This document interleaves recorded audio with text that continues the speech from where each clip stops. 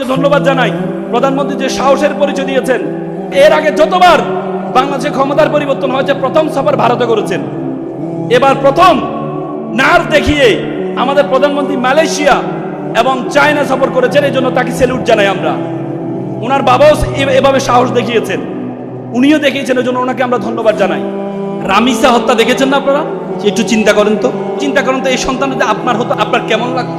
যদিও আমাদের প্রধানমন্ত্রী বলেছেন রামিসার হত্যার বিচার উনি 1 মাসে কার্যকর করবেন। আজকে 1.5 মাস হয়ে গেছে, কার্যকর হয়েছে? হয়নি। এজন্য মেয়েরা, যারা মেয়ের মা বাপরা, আপনাদের অনেক বেশি সচেতন হইতে হবে। মেয়েদেরকে ছোটবেলা কিছু শিক্ষা শিখাইতে হবে। ওই দিনে কোর্টে আমি আসছি, আমার কাছে একটা ক্লায়েন্ট আসছেন, উনি ছোট বাচ্চা, মেয়েটা খুবই ছোট, কিন্তু এমন পোশাক পরেন, এমন টাইট ফিট পোশাক পরাইছেন। আমি পরে ওনাকে ডেকে এনে বলেছি, আপনি এই সন্তানটাকে নিয়ে রাস্তায় যাচ্ছেন, আপনি তো ভাবছেন সন্তানটা বয়স কম, অনেক রাক্ষস আছে যারা এই সন্তানের দিকে খারাপ নজর দিবে। তো সুতরাং একটু ঢিলে ঢালা পোশাক পরাবেন আল্লাহর রাস্তায়। আর সন্তানদেরকে শেখাবেন কোনটা গুড টাচ, কোনটা ব্যাড টাচ। টাচ করা শিখাবেন, যে কোথায় হাত দিলে গুড টাচ হবে। কেউ মাথায় হাত দিয়েছে, এটা কোন টাচ, আর কেউ গায়ে হাত দিয়েছে, হাতে হাত দিয়েছে, পায়ে হাত দিয়েছে, কোথায় হাত দিয়েছে, এগুলো শিখাবেন। গুড টাচ ব্যাড টাচ শিখাবেন। সন্তানকে শিখাবেন, যদি তোমাকে কেউ বলে যে এটা তুমি কাউকে বলবা না, এটা যেন সবার আগে বলে রাখ মা বাবার কাছে। আর মারা একটু ইজি হবেন সন্তানের কাছে। আমরা মারা একটু রিজিড হতে চাই। মারা ছেলেদের জন্য খুবই ফ্লেক্সিবল আর মেয়েদের জন্য রিজিড, আর বাবারা ছেলেদের জন্য রিজিড আর মেয়েদের জন্য ফ্লেক্সিবল। কিন্তু মেয়ে তো তার ইন্টারনাল কথাগুলো বাবাকে চাইলেও বলতে পারে না, মাকে বলতে পারে। এই জন্য আল্লাহর ওয়াস্তে আপনার মার কাছে একটু ফ্লেক্সিবল। মেয়েরা মেয়েদেরকে সন্তান একটু ফ্লেক্সিবল বানাবে। একটু জিজ্ঞেস করবেন বাবা যেন আপনার কাছে সকল কথা শেয়ার করে, সকল কথা শেয়ার করে। মেয়েরা তোমাদেরকে যদি ব্যাড টাচ কেউ করে, তোমার হাতে হাত দিয়েছে, এখানে না, তোমার হাতে হাত দিয়েছে, গায়ে হাত দিয়েছে, তাহলে না করে একটা চিৎকার দিবা, না করে একটা চিৎকার দিবা। পারবা তো ইনশাল্লাহ? আর সন্তানকে গুড টাচ ব্যাড টাচটা শিখাবেন, পারবেন তো ইনশাল্লাহ? যদিও আমাদের প্রধানমন্ত্রী বলেছেন রামিসার হত্যার বিচার উনি 1 মাসে করবেন, মানে কার্যকর করবেন। আজকে 1.5 মাস হয়ে গেছে, কার্যকর হয়েছে? হয়নি।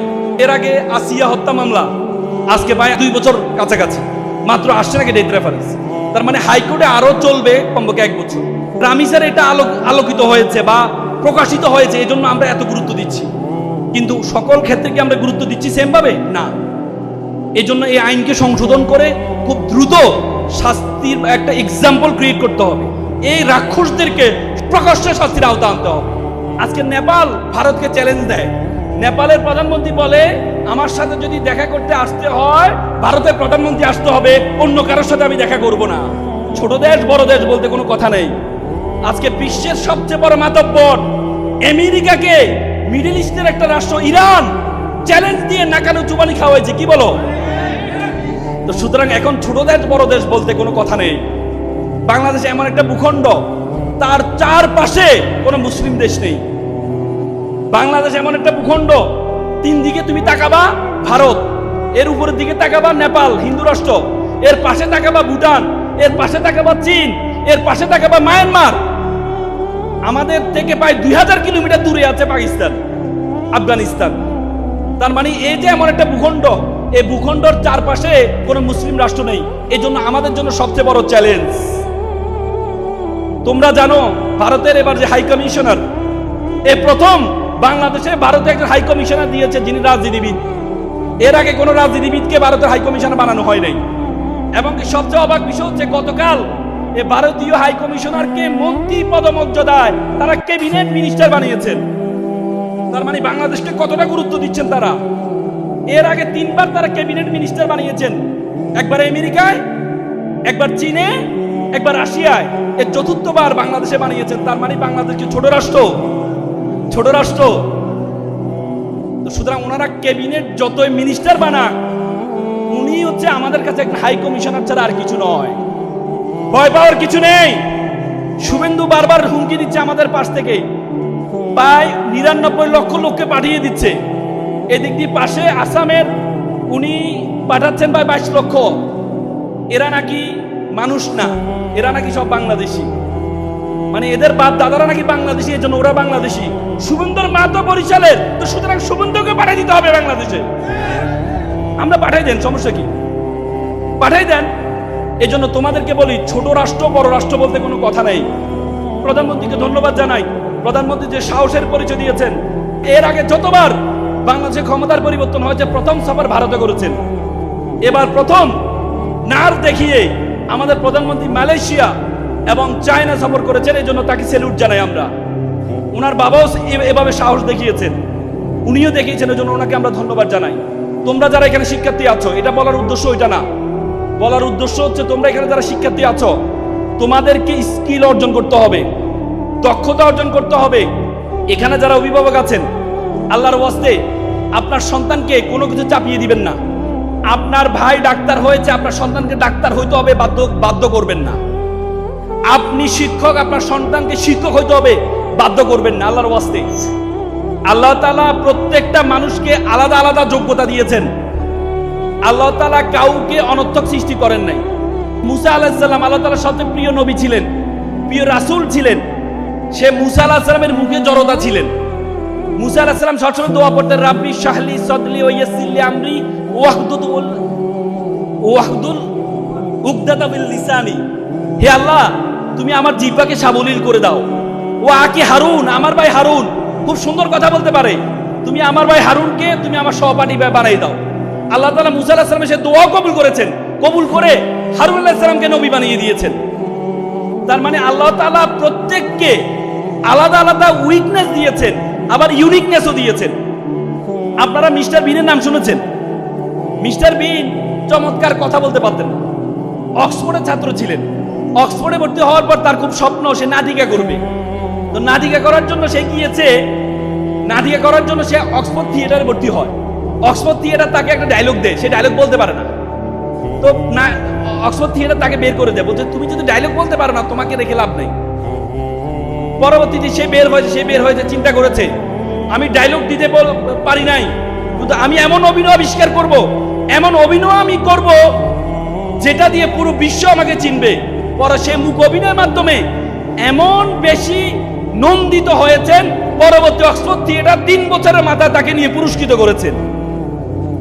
তার মানুষ আপনার ইউনিকনেস আছে, আপনার সন্তান মধ্যে ইউনিকনেস আছে, সেটা এমফাসাইজ করুন।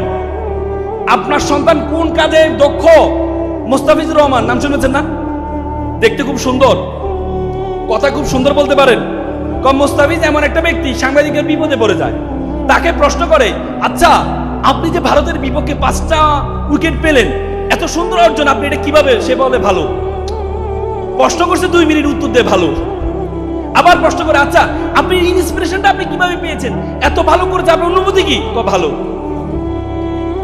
মানে যাই বলে ভালো, মানে তার উত্তরে একটা ভালো দেখবেন। তার মানে সে ভালো কথা বলতে পারে না, দেখতে সুন্দর না। তাকে যখন সানরাইজ আবার হায়দ্রাবাদে নেওয়া হলো প্রথম আইপিএল খেলার জন্য, সেখানে তাকে আইপিএল খেলার জন্য তাকে, সে তো ইংরেজি ভালো বুঝে না, তাকে বলে ডানে যায় বামে, বামে বলে যায় ডানে।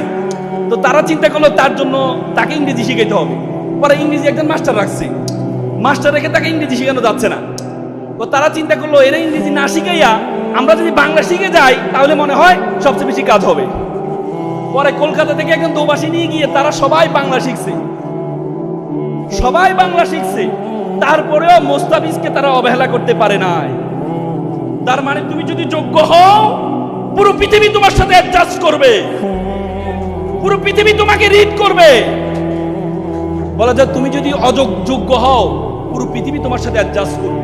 আর তুমি যদি ব্যর্থ হও, পুরো পৃথিবীর সাথে তোমাকে অ্যাডজাস্ট করতে হবে। এজন্য আমরা সবসময় সিংহাসন খুঁজি, চেয়ার খুঁজি না। সিংহাসন দরকার নাই, তুমি সিংহ হও, যেখানে বসবা সেটাই সিংহাসন হয়ে যাবে।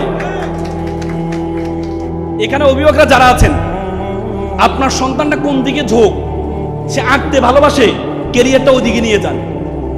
সে খেলতে ভালোবাসে, খেলার দিকে ক্যারিয়ার নিয়ে যান।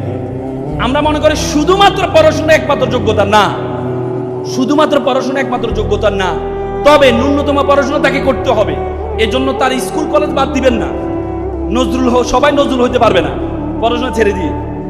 স্কুল কলেজ চলবে, কিন্তু তার যে দিকে ঝোঁক। আমাদের অনেক প্রতিভাবান ছেলে মেয়েরা হারিয়ে যায় শুধুমাত্র তার পরিবারের সাপোর্টের অভাবে।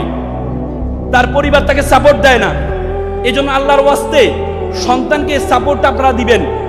সন্তান যে দিকে ঝোঁক, যে দিকে ঝোঁক সন্তানকে বলে তিন ধরনের মানুষ আছে আমাদের, তিন ক্যাটাগরির মানুষ আছে। একটা হচ্ছে ট্যুরিস্ট মেন্টালিটি, একটা হচ্ছে পিজনাল মেন্টালিটি, আর একটা প্যাশনেট মেন্টালিটি। পিজনাল মেন্টালিটি মানে জেলখানার মেন্টালিটি।